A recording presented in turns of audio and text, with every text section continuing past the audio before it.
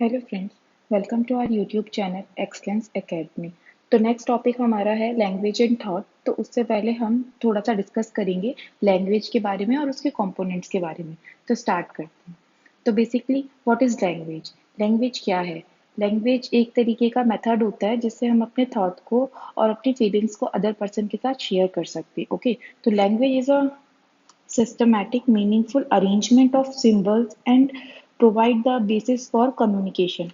Systematic और meaningful arrangement होता है सिंबल्स का। सिंबल्स इंग्लिश में जैसे हम अल्फ़ाबेट यूज़ करते हैं, हिंदी में हम वर्णमाला यूज़ करते हैं। तो सिंबल्स का एक मीनिंगफुल और सिस्टमैटिक अरेंजमेंट होता है जो कि हम कम्युनिकेशन के लिए यूज़ करते हैं, यानी अपने थॉट को, अपने विचारों को और अपनी फीलिंग्स को अदर पर्सन के साथ शेयर करने के लिए हम इसका यूज़ करते हैं। तो लैंग्वेज के कंपोनेंट कितने होते हैं? बेसिकली लैंग्वेज के 5 कंपोनेंट्स होते हैं। ठीक है, फोनोलॉजी, मॉर्फोलॉजी, सिंटैक्स, सिमेंटिक्स और प्रैग्मेटिक्स।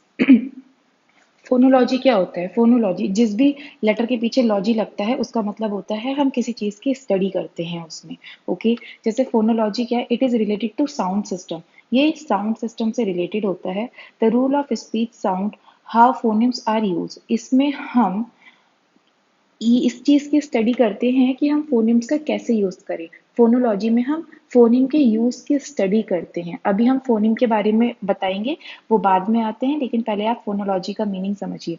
तो फोनोलॉजी में हम बेसिकली फोनिम के यूज़ की स्टडी करते हैं, how to use the phoneme in speech और sound. Okay, what is the rule of speech और साउंड। तो फोनिम क्या होते हैं? बेसिकली फोनिम जो होती है smallest tuning unit of meaningful sound होती है। किसी भी साउंड की जो स्मॉलेस्ट ट्यूनिंग यूनिट होती है उसको हम फोनिम्स कहते हैं। जैसे दा, ता, ई, ये वाला ई हमारा हो गया। ओके, गो, एट, ये सब क्या है? स्मॉलेस्ट ट्यूनिंग यूनिट है मीनिंगफुल साउंड की। ओके, सेकंड है हमारा मोर्फोलॉजी। मोर्फोलॉजी क्या होती है? The study of how morphemes are combined to form word. Morphology में हम स्टडी करते हैं मॉर्फेम्स की, कि हम मॉर्फेम्स को किस तरीके से कंबाइंड करके वर्ड बनाते हैं। ओके, मॉर्फेम्स को किस तरीके से कंबाइंड करके वर्ड बनाते हैं। अब मॉर्फेम्स क्या होते हैं? Smallest tuning unit of language. क्या होता है? Smallest meaningful unit of language. किसी भी लैंग्वेज के स्मॉलेस्ट मीनिंगफुल यूनिट होती है। जैसे कि आपने फोनिम पढ़े, फोनिम में क्या होता है? दा, दो, दी। ओके, अब इसमें हमने क्या करा? दो और जी मिला के डॉग बना दिया। Unlike, likely. जैसे अगर इसके पीछे का देखो, ली, ली क्या है? एक फोनिम है। अगर हमने इसको इसके साथ मिला करके बनाया तो ये लाइकली बन गया। तो मोर्फेम्स क्या होते हैं? Smallest meaningful unit of language. किसी भी लैंग्वेज के जो स्मॉलेस्ट वर्ड होते हैं, इसको आप एक तरीके से समझ लीजिए कि कोई एक शब्द है, उसको हम मोर्फेम बोलते हैं, लेकिन उस शब्द का कोई मतलब होना चाहिए। ओके, उस शब्द का कोई मतलब होना चाहिए। थर्ड है हमारा सिंटैक्स। सिंटैक्स क्या होता है? बेसिकली इसमें ग्रामेटिकल रूल्स आते हैं। जब हम ग्रामेटिकल रूल्स का यूज करके कोई सेंटेंस बनाते हैं, ठीक है, कोई सेंटेंस बनाते हैं ग्रामेटिकल रूल्स का यूज करके, तो उसको हम सिंटैक्स कहते हैं। बेसिकली इसमें ग्रामर्स आते हैं। जैसे हम पहले अगर अफर्मेटिव सेंटेंस बनाते हैं तो पहले हम क्या करते हैं? सब्जेक्ट लिखते हैं, सब्जेक्ट के बाद वर्ब आता है, वर्ब के बाद ऑब्जेक्ट आता है। ठीक है, इस तरीके से जब हम ग्रामेटिकल रूल्स का यूज करके सेंटेंस मेकिंग करते हैं तो उसको सिंटैक्स कहते हैं। सिमेंटिक्स क्या होता है? It is the study of meaning that is use to understand human expression, thought और लैंग्वेजेस। इस पे अगर हम सही जगह पे सही वर्ड का जब हम यूज करते हैं तो उसको हम सिमेंटिक्स बोलते हैं। सही जगह पे सही वर्ड का यूज, सपोज जैसे कि हम डेस्टिनेशन और लास्ट स्टॉप, दोनों का मीनिंग सेम होता है कि suppose Delhi is my last stop या Delhi is my destination, but हम डेस्टिनेशन को कई अदर जगह पर भी यूज कर सकते हैं। ठीक है, just like our final destination is this, last stop को हम अदर मीनिंग में भी यूज कर सकते हैं। तो दोनों को हम कई जगह यूज कर सकते हैं, पर किस जगह कौन सा वर्ड एप्रोप्रिएट है, ये सिमेंटिक्स के अंदर आता है। ठीक है, जैसे एक्सपायर और पास्ट अवे। आप सपोजिंगली कोई कहते हैं कि माई आंट हैज एक्सपायर्ड। ठीक है, एक्सपायर क्या होता है? कोई इंसान, दवाई तो है नहीं एक्सपायर हो जाए, लेकिन हम फिर भी एक्सपायर का यूज़ करते, लेकिन अगर हम उसकी जगह पास्ट अवे का यूज़ करें, ठीक है, जैसे my aunt has passed away, तो वहां पर पास्ट अवे जो है वो अप्रोप्रिएट लग रहा है, लेकिन अगर हम एक्सपायर का यूज़ करें, जस्ट लाइक ये जूस जो है वो एक्सपायर हो चुका है, तो वहां पर वो एक्सपायर वर्ड अप्रोप्रिएट है। यानी जिस सेंटेंस में जो वर्ड अप्रोप्रिएट है और हम उसका उसी तरीके से इस्तेमाल कर रहे हैं, तो वो होते हैं हमारे सिमेंटिक्स। ओके, सही जगह पे सही अर्थ का यूज़ करना। फिर आता है हमारा प्रैग्मेटिक्स। प्रैग्मेटिक्स क्या होते हैं? It is related to the practical use. जब हम डेली लाइफ में या अपने बिहेवियर में जिन सेंटेंसेस का यूज़ करते हैं उनको हम प्रैग्मेटिक्स कहते हैं। डेली लाइफ में जो जिन सेंटेंस का हम यूज़ करते हैं प्रैक्टिकली, जैसे हम किसी से जब बात करते हैं तो हम अपनी बात में बीच में पॉज़ देते हैं, हम उसकी बात सुनते हैं, या हमारी वॉइस में मॉड्यूलेशन होता है, उतार-चढ़ाव होता है, ठीक है? कई बार ऐसा होता है कि हमारी वर्बल कम्युनिकेशन होती है, कई बार हमारी नॉन वर्बल होती है, हम सिर्फ़ एक्सप्रेशन के थ्रू ही अपनी बातों को दूसरे के सामने एक्सप्रेस कर पाते हैं। तो जहाँ कहीं पर भी हम व्यावहारिक तरीके से अपनी भाषा का इस्तेमाल करते हैं, व्यावहारिक तरीके से, ओके? अपने गेस्चर के थ्रू, अपने आई कॉन्टैक्ट के थ्रू, अपनी बातों के थ्रू, कई बार नॉन वर्बल होता है, वर्बल होता है, ओके?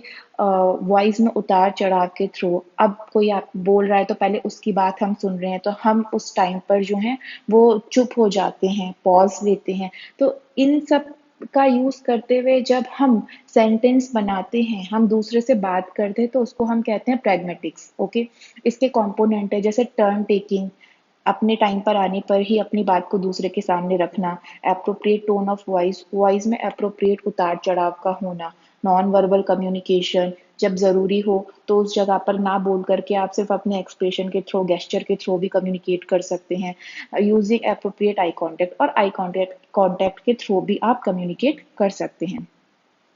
Linguistic determination.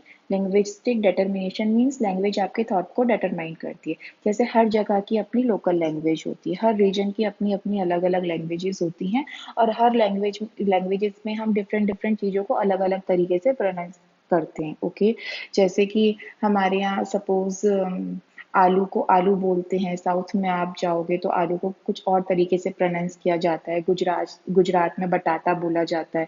ओके, अब क्या है, जो वर्ड आप अपने लोकल रीजन में सुन रहे हैं, ठीक है, उस उन्हीं वर्ड से आपकी लैंग्वेज डेवलप होती है, और लैंग्वेज से ही आपका जो थॉट है और आपकी नॉलेज है वो जनरेट होती है। जैसे हिंदी में हम वह शब्द का इस्तेमाल स्त्री और पुरुष दोनों के लिए करते हैं, मेल फीमेल दोनों के लिए वह शब्द का इस्तेमाल करते हैं, वह जा रहा है, वह जा रही है, वर्क चेंज होती है पीछे की। ओके, उस तरीके से हम अपने थॉट को और अपनी नॉलेज को डेवलप कर पा रहे हैं कि अगर किसी ने वह बोला है तो वह में लड़का लड़की दोनों हो सकते हैं। लेकिन इंग्लिश में हम वह के लिए ही और शी दो अलग अलग शब्द का यूज करते हैं। ओके, तो जब इंग्लिश में कोई बोलता है ही और शी, तब आपको ये समझ में आ जाता है कि ये मेल के लिए है, ये फीमेल के लिए। यानी लैंग्वेज जो है, लैंग्वेज से ही आपकी नॉलेज और आपका थॉट जो है वो डिटरमाइन हुआ। आपने लैंग्वेज से ही ये समझा कि वो किसकी बात कर रहे हैं। ही बोल रहा है तो इट मीन्स वो लड़के की बात कर रहा है, शी बोल रहा है तो इट मीन्स वो लड़की की बात कर रहा है। ओके, इसी को ही हम कहते हैं लिंग्विस्टिक डिटर्मिनेशन, की लैंग्वेज आपके थॉट को डिटरमाइन करता है, आपके नॉलेज को डिटरमाइन करता है। ओके, फिर आता है आपका इंटोनेशन। इंटोनेशन बेसिकली क्या होता है, भाषा में उतार चढ़ाव, आप आपकी जो टोन है, टोन की पिच कब हाई रखनी है, कब लो रखनी है। ओके, वेरिएशन करना अपने वॉइस में, वॉइस किस तरीके से वेरी करनी है, कहाँ पर आपको पॉज देकर बोलना है, कहाँ पर आपको कंटिन्यूअस बोलना है, वॉइस में मॉड्यूलेशन कैसा होना चाहिए। जब आप बच्चों के साथ बात करते तो आपकी वॉइस सॉफ्ट होनी चाहिए। आप जब किसी अपने सहपाठी के साथ बात करते तो आपकी वॉइस में किस तरीके का उतार चढ़ाव आना चाहिए। बेसिकली भाषा के उतार चढ़ाव को ही इंटोनेशन बोला जाता है। तो ये होते हैं हमारे लैंग्वेज के कंपोनेंट। जब आप लैंग्वेज में थ्योरी जैसे वाइगॉट्स्की, नोम चोम्स्की, इन सब के बारे में पढ़ेंगे, तो उससे पहले लैंग्वेज के कंपोनेंट्स के बारे में पता होना ज़रूरी है। और लैंग्वेज के कंपोनेंट सिर्फ आपके सीडीपी में ही नहीं आते, बल्कि जो आपके लैंग्वेज वन लैंग्वेज टू के पेपर होते हैं, कई बार क्वेश्चन उसमें भी पूछ लिया जाता है। तो आपको इनके बारे में पता होना चाहिए। जैसे कि फोनोलॉजी क्या होती है, साउंड की स्टडी जब हम करते हैं तो उसको फोनोलॉजी बोलते हैं। फोनिम्स क्या होते हैं, जो स्मॉलेस्ट यूनिट ऑफ साउंड होती है। मॉर्फोलॉजी क्या होती है, जब हम कोई भी मीनिंगफुल वर्ड की स्टडी जब हम करेंगे तो उसको मॉर्फोलॉजी बोलते हैं। लेकिन वो जो मीनिंगफुल यूनिट होती है, जो वर्ड बनता है तो उसको हम कहते हैं मोर्फेम्स। उसके बाद हमारा सिंटैक्स, जब हम ग्रामेटिकल रूल्स का यूज करके सेंटेंस बनाते हैं। सिमेंटिक्स क्या होती है, जब हम एप्रोप्रिएट वर्ड को एप्रोप्रिएट जगह में यूज करते हैं, सही वर्ड का चुनाव सिचुएशन के हिसाब से सही शब्दों का चुनाव करते हैं, तो उसको सिमेंटिक्स बोलते हैं। प्रैग्मेटिक्स क्या होता है, जो हम डेली लाइफ में अपने व्यवहार में, बिहेवियर में जब बातचीत करने पर हम सेंटेंस बनाते हैं तो उसको प्रैग्मेटिक्स बोलते हैं। और लिंग्विस्टिक डिटर्मिनेशन क्या होता है कि लैंग्वेज ही हमारे थॉट को डिटरमाइन करता है। इंटोनेशन, भाषा में उतार चढ़ाव।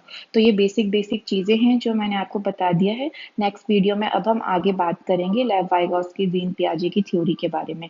Okay, I hope you like this video. Please like, share and subscribe our channel. Okay, bye friends.